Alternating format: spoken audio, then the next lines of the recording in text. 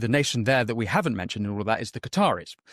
Tucker Carlson has said that Qatar are a great ally of America. It's into America. It's not just Tucker. I have tremendous respect for Tucker, and Tucker's a serious person.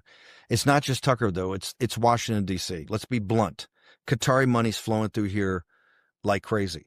All I will remind people is that when President Trump, when we went to the Middle East to start the trip of Riyadh first, Jerusalem second, Rome third to kick off the first term, we had Mnuchin. We worked on this. The key thing was about stopping terrorist financing, particularly the Muslim Brotherhood and others coming out of the Middle East.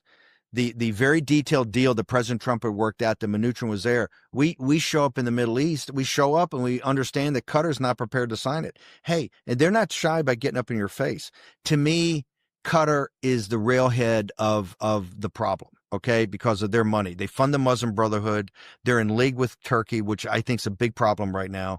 They are, I think, helping to finance Turkey's expansion of the, Erdogan is a dangerous guy. And look, the president, I understand that people in the White House totally disagree with this. That's fine. They have their opinion, and President Trump's acting on it. I think do it very smartly. I just keep warning that Qatar did not sign the stop financing terror, Muslim Brotherhood and other terrorist harboring Hamas. Not just harboring Hamas and underwriting Hamas. Exactly. I mean, it's the whole coordination that Hamas attack.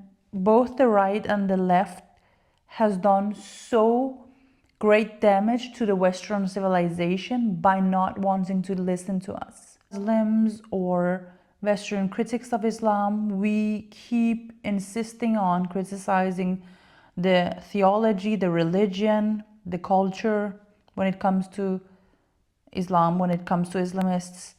And we don't do it to be popular, because you don't get popular by doing it. You get the opposite.